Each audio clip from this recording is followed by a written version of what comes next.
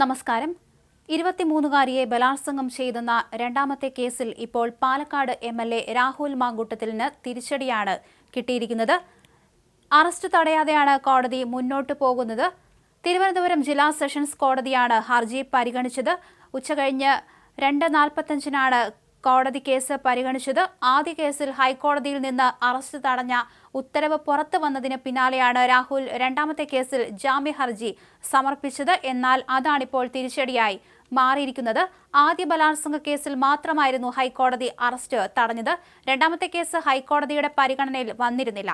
എന്തായാലും രണ്ടാം കേസിൽ അറസ്റ്റിനായുള്ള നീക്കം പോലീസ് നടത്തുന്നുവെന്ന് ആരോപിച്ചായിരുന്നു രാഹുൽ മാങ്കൂട്ടത്തിൽ മുൻകൂർ ജാമ്യ ഹർജി നൽകിയത്. ആരോപണങ്ങളെല്ലാം തള്ളിക്കളഞ്ഞാണ് രാഹുൽ ഹർജി നൽകിയിരുന്നത്. കേസ് കെട്ടിച്ചമച്ചതാണെന്നും ഇങ്ങനെയൊരു ബലാത്സംഗമേ നടന്നിട്ടില്ലെന്നും ഇങ്ങനെയൊരു പരാതിക്കാരി ഉണ്ടോ എന്ന് സംശയമാണെന്നും രാഹുൽ ഹർജിയിൽ ആരോപിച്ചിരുന്നു. ആണോ പെണ്ണോ എന്ന കാര്യത്തിലും സംശയമുണ്ട്. മാത്രമല്ല തനിക്കെതിരെ രാഷ്ട്രീയ നീക്കമാണ് സർക്കാരും പോലീസും നടത്തുന്നതെന്നും രാഹുൽ പറഞ്ഞിരുന്നു. എന്തായാലും ആ ഹർജിയിലാണിപ്പോൾ രാഹുലിന് തിരിച്ചടി കിട്ടിയിരിക്കുന്നത്.